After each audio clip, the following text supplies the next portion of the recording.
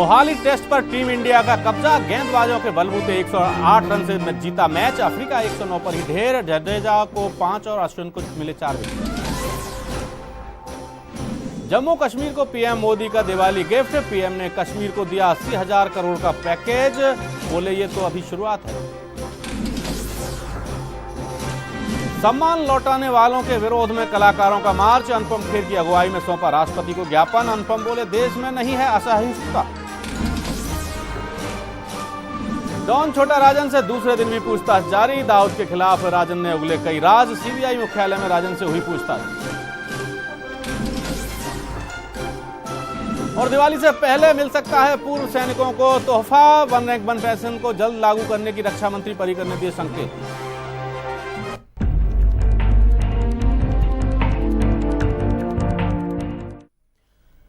नमस्कार, मैं हूं हिरेंद्र राठौड़ और आप देख रहे हैं A to Z news. A to Z news की खास पेशकश मार्केट पल्स में आपका स्वागत है। आज बात करेंगे बीते सप्ताह के शेयर बाजार के हाल की और इसके साथ ही डालेंगे नजर सेंसेक्स और निफ्टी की चाल पर। कैसा रहा पूरे सप्ताह कृषि जिंसों का कारोबार और कैसा रहा सोना चांदी का व्यापार। आप बात होगी क्रूड ऑयल और बेस मेटल्स की, साथ ही चर्चा करेंगे मसालों के वायदा कारोबार की। और इस चर्चा में हमारे साथ स्टूडियो में मौजूद रहेंगे मार्केट एक्सपर्ट लक्ष्य अरोड़ा। तो आइए शुरू करते हैं मार्केट पल्स।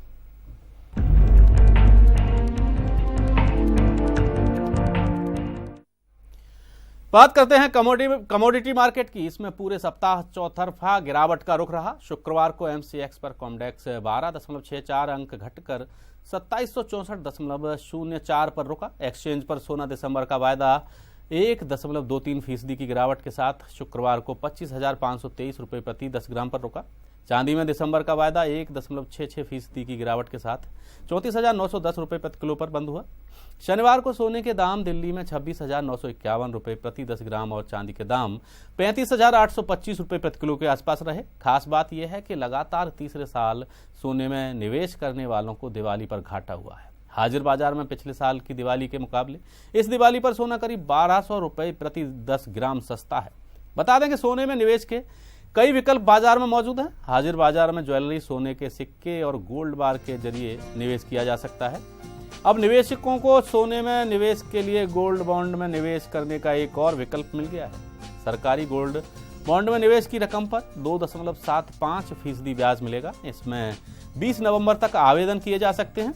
26 नवंबर को गोल्ड बॉन्ड जारी होगा और इसमें 8 साल बाद से बॉन्ड मैच्योर होगा। सरकार की ओर से रिजर्व बैंक ऑफ इंडिया खुद बॉन्ड जारी करेगा। लोगों को बैंक और पोस्ट ऑफिस में गोल्ड बॉन्ड में निवेश के आवेदन की सुविधा मिलेगी।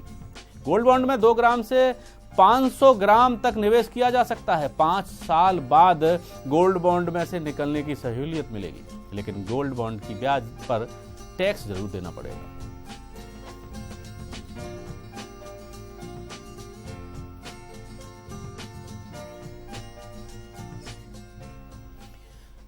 और हमारे साथ मार्केट एक्सपर्ट लक्ष्य अरोड़ा लगातार स्टूडियो में मौजूद हैं। लक्ष्य, जिस तरीके का माहौल फिलहाल देखने को मिल रहा है, और पहले हम आपसे ये जानना चाहेंगे कि जो सरकारी योजनाएं आई हैं, प्रधानमंत्री ने 2 दिन पहले ही 3 ऐसी सुविधाएं लॉन्च की हैं लोगों के लिए, आम लोगों के लिए खास तौर पर। एक है कि लोग अपना गोल्ड बॉन्ड खरीद सकते हैं, निवेश कर सकते हैं। दूसरी बात यह है कि सिक्के खरीद सकते हैं, सरकारी जो रिजर्व बैंक ऑफ इंडिया जारी कर रहा है। और इसके साथ साथ लोग अपनी ज्वेलरी और सोना चांदी को बैंक में रखकर उस पर ब्याज अर्जित कर सकते हैं, ब्याज ले सकते हैं। अब तक लोगों को सोना चांदी या ज्वेलरी रखने के लिए बैंक में पैसे देने पड़ते थे, अब पैसे लेने वाली बात है। क्या कहें? उससे हमें ये फायदा मिलेगा कि जो पैसा है, जो गोल्ड है, उसकी अकाउंटेबिलिटी आएगी गवर्नमेंट के पास कि कितना गोल्ड हमारे इंडिया में है। उससे इन्वेस्ट जो होगा मार्केट में, उससे एक आइडिया होगा कि कितना इंटरेस्ट कितना दे सकते हैं। जैसे अब गवर्नमेंट ने डिसाइड किया 2.75 हर साल का इंटरेस्ट पे होगा अगर आप गोल्ड और सिल्वर को रखोगे।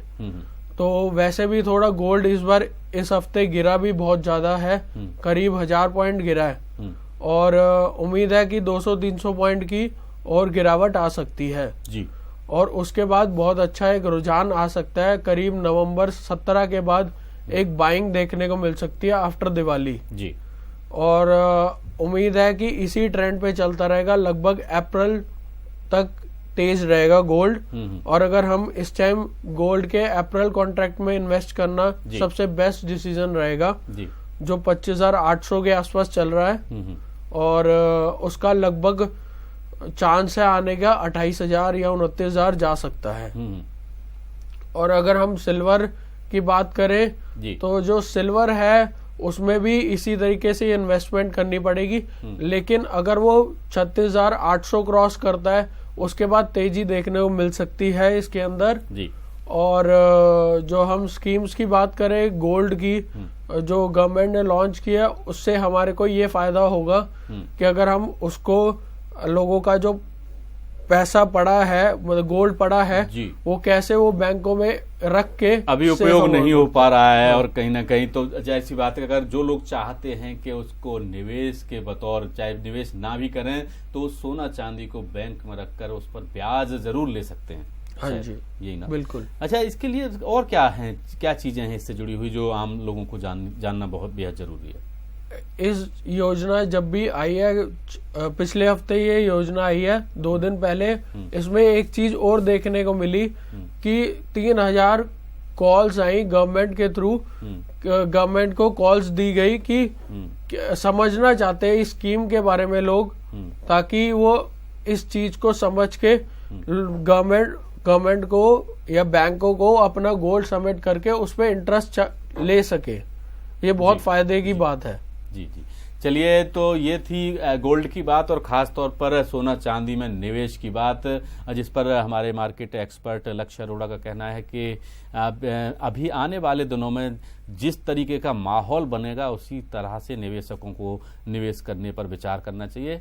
और मेटल इंडेक्स 10.32 अंक गिरकर 3979.90 अंक पर आ गया। वायदा में कॉपर नवंबर के सौदे 0.39% की गिरावट के साथ 328 रुपये 80 पैसे पर बंद हुए। निकेल के सौदों की बात करें तो 1.19% की गिरावट आई और यह 641 रुपये 60 पैसे पर बंद हुआ। एल्यूमिनियम के नवंबर के सौदों में 1.66% की बढ़ोतरी देखी गई। शीशा नवंबर का वायदा 1.19% चढ़ा और जिंक नवंबर का वायदा 0.8% चढ़कर 109 रुपये 60 पैसे पर बंद हुआ।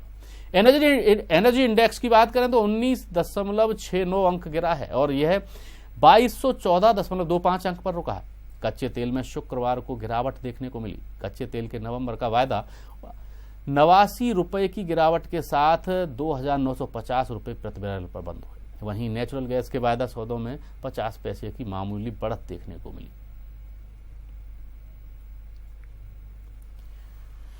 लक्ष्य, हम आपसे जानना चाहेंगे कि एक तरफ नेचुरल गैस में हल्की सी बढ़ोतरी देखने को मिलती है, दूसरी तरफ जो कच्चा तेल है, क्रूड ऑयल है, उसमें लगातार गिरावट है वायदा में। मैंने आपको एक बात कही थी पहले कि जब भी क्रूड और नेचुरल गैस हमेशा ऑपोजिट चलता है। जब क्रूड बढ़ता है तो नेचुरल गैस गिर जाता है और नेचुरल गैस बढ़ता है तो क्रूड गिर जाता है। और जैसे मैंने पिछले प्रोग्राम में भी कहा था कि 3150-75 तक जाएगा, तो वहीं जाके ही ये गिर गया, करीब 100 पॉइंट के आसपास गिरा है जी। पिछले फ्राइडे, इस फ्राइडे ये 100 पॉइंट के आसपास गिरा है और करीब 2975 के आसपास बंद हुआ है। तो अगर हम देखें कि नेचुरल गैस में अगर हमने हेजिंग करनी है तो एक कॉन्ट्रैक्ट हम नेचुरल गैस का खरीद ले तो दूसरा क्रूड वाला सेल कर दे, ताकि हमारा जो हेजिंग है वो सेफ रहे और हमारा जो पैसा है वो सेफ रहे। अगर हेजिंग से ये फायदा होगा कि अगर नेचुरल गैस गिर जाता है और हमने सेल किया हुआ है तो 2 पॉइंट पे हम काट सकते हैं। और जो क्रूड की बात करें, क्रूड अगर ऊपर आएगा तो ऊपर काट देंगे, तो उससे हमारा जो इन्वेस्टमेंट है वो सेफ रहेगी क्रूड और नेचुरल गैस में जी।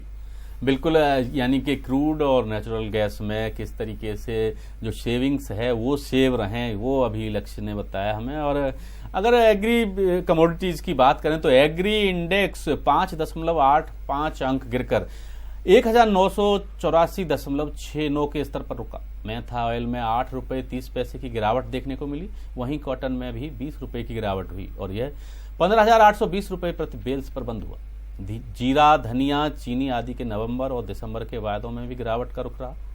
इलायची नवंबर का वायदा करीब 25 रुपए गिरकर 648 रुपए 90 पैसे पर रुका।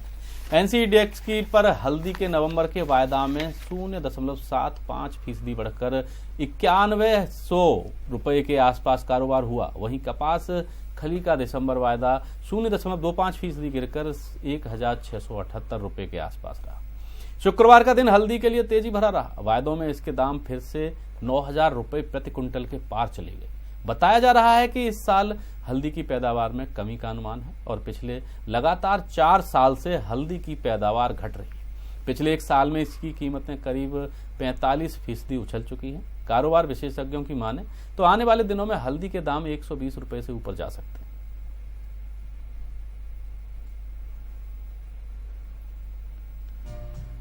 और लक्ष्य, जिस तरीके से पिछले कुछ सप्ताहों की बात करें तो खाद्य तेल, सरसों तेल, इनके दाम बढ़े हैं पिछले 6-8 महीने में, और अब हल्दी यानी कि मसालों पर भी इसी तरीके का असर देखा जा रहा है।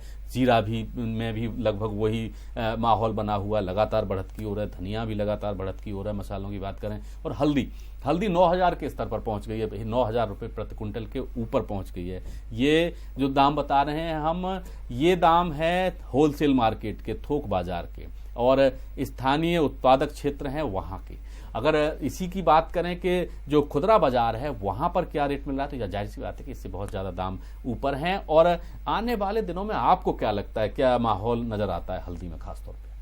जैसे हम बात करते हैं हल्दी की, ये जो अनकंडीशनल वेदर चल रहा है, जो प्रोडक्शन है उससे डिक्लाइन हो रही है। जो वेदर ठीक नहीं है, अगर वेदर ठीक नहीं होगा तो प्रोडक्शन ऑटोमेटिकली डिक्लाइन होगी। और हर साल इसकी जो प्रोडक्शन है हल्दी की वो डिक्लाइन होती जा रही है जी। हर साल, और कम से कम 45% जो है वो कम हुई है। अच्छा। उसकी वजह से जो डिमांड है, अब सर्दियां आ रही है तो जो हल्दी की डिमांड होती है वो इंक्रीज हो जाती है, और सप्लाई होगी नहीं तो ऑटोमेटिकली जो रेट हैं वो इंक्रीज होंगे। अगर वो रेट इंक्रीज होंगे तो फिर जो स्पॉट मार्केट है और फ्यूचर मार्केट, उसमें भी रेट बढ़ेंगे, जाहिर सी बात। और अभी वैसे 9000 पे ट्रेड कर रहा है टर्मरिक, और उम्मीद है 11-12 छू सकता है अगले 2 महीने में। यानी कि आने वाले दिनों में हल्दी में और हल्दी के दामों में और ज्यादा इजाफा हो सकता है। खास बात यह है कि हाजिर और वायदा दोनों कारोबार में हल्दी के दाम लगातार बढ़ोतरी की तरफ दिखाई दे रहे हैं, और शुक्रवार को इसमें काफी हद तक बड़ा उछाल आया। और फिलहाल हमारी इस खास पेशकश में वक्त है एक छोटे से ब्रेक का। ब्रेक के बाद भी चर्चा जारी रहेगी। आप बने रहिए A to Z न्यूज के साथ।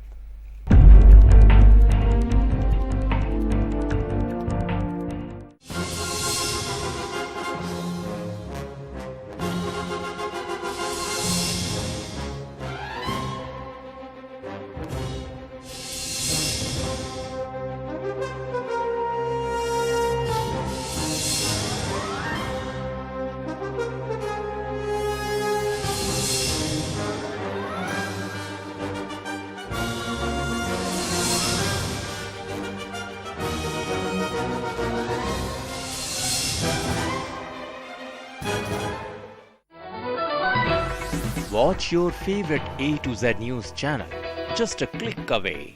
Log on to www.atozNewschannel.com.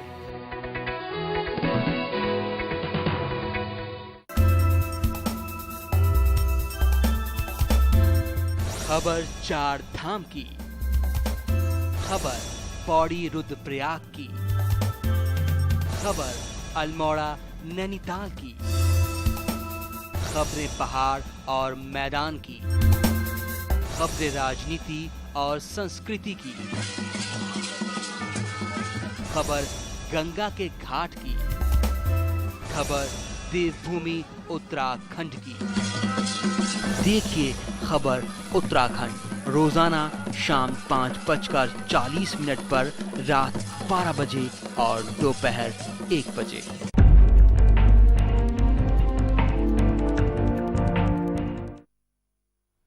Break के बाद फिर से आपका मार्केट पल्स में स्वागत है। और लगातार चर्चा जारी है। सरकार ने दालों के बढ़ते दामों पर अंकुश लगाने के लिए अपनी तैयारियां तेज कर दी हैं। इसी के मद्देनजर केंद्र सरकार ने मसूर और चना के लिए न्यूनतम समर्थन मूल्यों में बढ़ोतरी की है।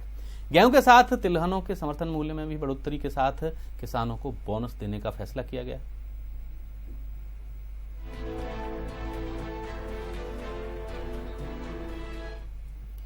लक्ष्य, जिस तरीके का माहौल बना हुआ है पिछले काफी लंबे समय से, चाहे खाद्यान्न हो, दलहन हो, तिलहनों में भी सरकार ने एमएसपी जो न्यूनतम समर्थन मूल्य मिनिमम सपोर्ट प्राइस है उसे बढ़ाने की बात की है। कहीं ना कहीं किसानों को एक तरीके से उन्हें आगे बढ़ाने के लिए, उन्हें आर्थिक सहयोग देने के लिए, उनकी जो फसल है उसके सही दाम उन्हें मिलें, इसकी कोशिश की गई है ताकि देश में चाहे दलहन हो या तिलहन हो या फिर खाद्यान्न हो, उनका उत्पादन बढ़ सके। क्या है पूरा मामला, आपसे समझना चाहेंगे। दालों में ये जो पिछले हफ्ते देखा कि डिमांड और जो सप्लाई का गैप था वो लगभग थोड़ा क्लियर हो रहा है। उसकी वजह से जो गवर्नमेंट है वो नई पॉलिसीज निकाल रही है ताकि जो दाल के प्राइसेस हैं वो कंट्रोल हो सके जी। जैसे अभी पिछले हफ्ते नया दालों में जो नया और स्कीम निकाली है वो लगभग मिनिमम सपोर्ट प्राइस निकाला है, उनको दिया गया कि 250 क्विंटल पे इंक्रीज दिया रुपीज। मिनिमम सपोर्ट प्राइस में 250 रुपए की बढ़ोतरी की गई है। इसके साथ साथ बोनस की भी बात है, लगभग 75 रुपए पर क्विंटल इसमें बोनस दिया गया है फार्मर्स को, ताकि वो और अच्छी प्रोडक्शन कर सके और हमारे को सर्विसेज दे सके और जो गैप है वो क्लियर हो सके। जाहिर सी बात है, किसानों को जो अपनी उपज का जब दाम नहीं मिलता है तो वो उस फसल को, चाहे खाद्यान्न हो, दलहन हो, तिलहन हो, उसकी बुआई नहीं करते, उसका उत्पादन नहीं बढ़ सकता। और उसी का असर है कि चाहे हल्दी की बात हो, जीरा की बात हो, ये मसालों में रहे, और उसके साथ साथ दालों की बात है तो उनका भी उत्पादन देश में लगातार गिर रहा है। पिछले 3 साल से दालों का उत्पादन लगातार तेजी से गिरा है, इसके साथ साथ चीनी का उत्पादन तेजी से गिरा है। और यही नहीं, केवल हल्दी की बात करें, धनिया की बात करें तो इनका भी उत्पादन फसल कम होने की वजह से गिरा है। किसानों को पूरे जब पैसे नहीं मिले तो उन्होंने कहीं ना कहीं इनकी बुआई में कटौती की और दूसरी फसलों पर ध्यान दिया। फिलहाल इस बार अच्छे आसार नजर आ रहे हैं, चाहे दलहनों की बात हो या फिर तिलहनों की बात हो। इस बार किसानों ने एक बार फिर से बुआई को बढ़ाना शुरू कर दिया है और बुआई का जो रकबा है उसमें बढ़ोतरी हो रही है। लक्ष्य लगता है कि क्या लगता है अगले कुछ दिनों में, यानी कि अगले 1 साल या 6 महीने तक क्या कि ये सब चीजें काबू हो पाएंगी जो इस समय जो माहौल बना हुआ है? जो ये पॉलिसीज बन रही है गवर्नमेंट के थ्रू, उस वजह से तो पक्का चांसेस है कि ये स्टेबल हो जाएगी मार्केट। जो एग्री कमोडिटी मार्केट है वो स्टेबल हो जाएगी, चाहे वो दाल हो, जीरा हो, चाहे वो हल्दी हो। अगर उसमें एक ट्रेंड बना रहेगा तो ऑटोमेटिकली स्टेबल आने की उम्मीद है जी। और जो डिमांड और सप्लाई का जो गैप है वो ऑटोमेटिकली डिक्रीज होगा और इसके अंदर डिमांड जो है वो बढ़ जाएगी, ऑटोमेटिकली सप्लाई भी बढ़ जाएगी, क्योंकि जो गवर्नमेंट पॉलिसी निकाली है उससे बहुत इफेक्ट आ रहा है। जी बिल्कुल, असर पड़ रहा है और कहीं ना कहीं दालों के दामों में हल्का फुल्का तो असर दिखाई देने लगा है। गिरावट का दौर करीब करीब शुरू हो चुका है। और बात करें मुद्रा यानी करेंसी की, तो अमेरिकी डॉलर के मुकाबले भारतीय रुपए में गिरावट का रुख जारी है। पूरे सप्ताह में रुपए के मुकाबले डॉलर करीब 40 पैसे मजबूत हुआ। हालांकि यूरो में ₹1.27 की गिरावट आई। विशेषज्ञों की माने तो अमेरिकी डॉलर आने वाले दिनों में अभी और मजबूत होगा।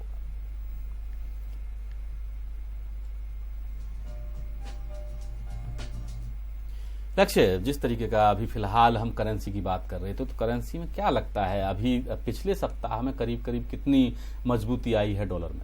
लगभग देखा जाए तो 40 से 50 पैसे की मजबूती देखी गई है। और मैंने जैसे पिछले प्रोग्राम में टारगेट भी दिया था 66 का, वो पूरा हुआ है। और अभी भी उम्मीद है कि और तेज हो सकता है डॉलर, और करीब नेक्स्ट वीक वो 67 के आसपास या 66.80 तक भी छू सकता है, जिस हिसाब से ये ट्रेंड चल रहा है। क्योंकि अभी जो हमारी मार्केट है वो स्टेबल नहीं है। जब तक एक स्टेबिलिटी नहीं आएगी तब तक मार्केट में डॉलर है वो स्ट्रांग होता रहेगा और रुपये कमजोर होता रहेगा। जी बिल्कुल, स्टेबिलिटी बहुत जरूरी है बाजार में, और यही कारण है कि लगातार रुपए के दाम कीमत में, भारतीय रुपए की कीमत में गिरावट आ रही है। और पिछले कुछ सप्ताहों की तरह बीते सप्ताह भी शेयर बाजार में गिरावट का रुख जारी रहा। शुक्रवार को सेंसेक्स 38.96 अंकों की गिरावट के साथ 26,265 अंक पर बंद हुआ। वहीं निफ्टी में 1.15 अंक की गिरावट आई और ये 7,954 अंक पर बंद हुआ। सेंसेक्स में कुल 0.15% और निफ्टी में 0.01% की गिरावट हुई। शुक्रवार को खत्म हुए सप्ताह में निफ्टी में करीब 200 अंकों की गिरावट आई और यह 8,000 के आंकड़े से नीचे पहुंची।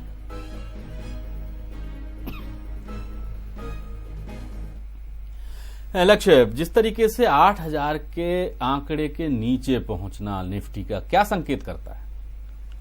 अगर हम देखें तो 8,000 एक बहुत अच्छा सपोर्ट था, वो अगर टूट गया है तो चांसेस है एक 7700 या 7750 के आसपास सपोर्ट है जी। अगर वो बहुत अच्छा सपोर्ट है, अगर उसको होल्ड कर जाता है तो मार्केट में एक रिकवरी आने की उम्मीद है जी। और अगर हम निफ्टी की एक ट्रेंड की बात करें तो अभी तक एक ट्रेंड में ही चल रहा है, नेगेटिव ट्रेंड में है, क्योंकि अभी बिहार के इलेक्शन जी और बात करें हम उसकी लॉट सिस्टम की, उसमें एक चेंजेस आए हैं, तो दो मेन कारण है, इसलिए थोड़ी अभी मार्केट स्टेबल नहीं हो पा रही। जैसी वो स्टेबल होती है, जैसे कल इलेक्शन के रिजल्ट्स आ जाएंगे, उसके बाद एक स्टेबिलिटी आ जाएगी मार्केट में। जैसी वो स्टेबिलिटी आएगी तो हम एक ट्रेंड जान पाएंगे कि मार्केट का ट्रेंड क्या रहेगा, चाहे ऊपर है या नीचे है, वो एक ट्रेंड बन जाएगा। उस हिसाब से हम इन्वेस्टमेंट कर सकते हैं। जी बिल्कुल। लक्ष्य, एक चीज और जानना चाहेंगे आपसे कि क्या लगता है शेयर मार्केट का कि अगर एक गठबंधन है उसकी सरकार बनती है तब क्या हो सकता है? क्योंकि अभी कह पाना बात की बात है, मुश्किल होता है, लेकिन अंदाजा लगाया जा सकता है। आप मार्केट एक्सपर्ट हैं, तो उस लिहाज से राजनीतिक दलों की जीत के लिहाज से क्या स्थिति रह सकती है? एनडीए गठबंधन, महागठबंधन या फिर कोई और, तो उस लिहाज से क्या उम्मीद की जा सकती है बाजार? अगर हम देखें, अगर एनडीए सरकार जीतती है तो एक बूम मार्केट को देखने को मिल सकता है जी। लेकिन अगर महागठबंधन जीतता है तो एक थोड़ा सा मार्केट गिर सकता है, लेकिन एक पॉसिबिलिटी होगी कि वो रिकवर मार जाएगा 2-3 दिन में जी। तो वो सिर्फ उसका असर उसी टाइम 2-3 दिन का ही रहेगा। वैसे ओवरऑल मार्केट है जो स्टेबल है। अगर स्टेबिलिटी नहीं हो रही, वो सिर्फ मेन कारण अगर इलेक्शन जैसे कंप्लीट हुआ उसके बाद एक पता लग जाएगा ट्रेंड। यानी कि रविवार को बिहार विधानसभा चुनाव के नतीजे आने हैं और उसके बाद जब सोमवार को शेयर बाजार खुलेगा तो सबकी नजरें उसी पर होंगी, शेयर बाजार पर होंगी और मौके को ताड़ने वाले लोग जानते हैं कि उन्हें क्या करना है। लक्ष्य, एनडीए की सरकार बनती है तब शायद तुरंत आप बढ़ने की उम्मीद कर रहे हैं कि कुछ अंक बढ़ सकता है और शेयर मार्केट में हल्का फुल्का उछाल तुरंत आने की उम्मीद की जा सकती है। और अगर महागठबंधन जीतता है तो शायद झटका लग सकता है शेयर बाजार को। हाँ जी बिल्कुल। जी बिल्कुल। तो लक्ष्य जो कि हमारे मार्केट एक्सपर्ट हैं, उनका कहना है कि कहीं ना कहीं चुनावी नतीजों पर भी ये जो शेयर बाजार का वो है खुलने का माहौल है वो डिपेंड करता है। और आइए कुछ शेयर्स पर, कुछ प्रमुख शेयर्स के दामों पर हम नजर डालते हैं। टाटा स्टील की बात करें तो ये 246.5 यानी इतने उस पर खुला था सोमवार को, लेकिन गिरावट के साथ बंद हुआ है शुक्रवार को। और अगर डेल्टा कॉर्पोरेशन की बात करें तो 84.95 मंडे को खुला था और जबकि 284.01 पर बंद हुआ था। और दर्शक अपने टीवी स्क्रीन पर देख सकते हैं अडानी पावर जो सोमवार को 31.07 पर खुला था, वो फ्राइडे को 30 रुपए पर बंद हुआ है, यानी कि गिरावट। एनटीपीसी 132 रुपए पर खुला था सोमवार को और 136 पर बंद हुआ है शुक्रवार को, यानी कि इसके शेयर्स में बढ़ोतरी देखने को मिली है पूरे सप्ताह में। हम आपको सोमवार से शुक्रवार के बीच जो अंतर आया है इन शेयर्स के दामों में वो हम आपको दिखा रहे हैं। आईटीसी 333 रुपए खुला था और ये आप देख सकते हैं मारुति 4470 रुपए पर खुला था और 4526 रुपए पर शुक्रवार को बंद हुआ है, बढ़ोतरी देखने को मिली है इसमें। सिप्ला 688 रुपए 95 पर खुला था, 658 रुपए पर इसमें गिरावट आई है। लक्ष्य क्या कहेंगे, ये जो सिप्ला है या जो भी हैं, एक दो कंपनियों में काफी ठीक ठाक गिरावट देखी गई है, एक दो कंपनियों में चाहे एनटीपीसी है तो उसमें उछाल देखा गया, क्या कारण है? क्योंकि अभी मिड कैप जो शेयर्स हैं वो स्टेबल नहीं है, उसका इंडेक्स है जो स्टेबल नहीं है, क्योंकि सबसे बड़ी जो मार्केट का बेस है वो मिड कैप्स है। और अगर हम कई शेयर्स की बात करें, जैसे फ्राइडे को डॉक्टर रेड्डी में करीब 16% की गिरावट देखने को मिली जी। उसका मेन रीजन था कि अमेरिका चाहता है कि वो एक बार डॉक्टर रेड्डी की सारी दवाइयां चेक करे, उस पर जांच करे, क्योंकि उनको शक है ऐसा कि कुछ प्रॉब्लम है जी। और हम अगर आइशर मोटर की बात करें, उसमें भी लगभग 6% की गिरावट आई जी, और कम से कम 1500 पॉइंट गिरा। तो अगर हम आइशर मोटर की बात करें, अगर वो 14,000 के आसपास या 12,000 के आसपास मिलता है तो उसमें जरूर इन्वेस्ट किया जाए जी, ताकि वो जो शेयर इतना पावरफुल है कि वो 25,000 तक जा सकता है जी। 2 साल में इतना बड़ी उछाल आ सकता है, बूम आ सकता है एक ही शेयर में। अच्छा, एक बात और है कि IDFC बैंक लॉन्च हुआ है, उसके शेयर भी जारी हुए हैं, लॉन्च हुए हैं, उसके बारे में भी हम आपसे जानना चाहेंगे, क्या स्थिति है इसकी?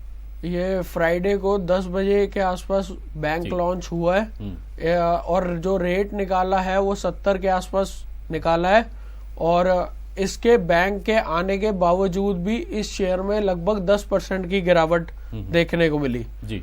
इसका रीजन ये है कि लोगों ने पहले IDFC में पैसा डाल रखा था, वो अब IDFC से निकाल के IDFC बैंक में डाल रहे हैं, क्योंकि वो सोचते हैं कि अगर कोई भी कंपनी बाइफरकेट होती है या अलग अलग होती है तो उसका यही मेन कारण होता है कि वो बहुत मजबूत है जी।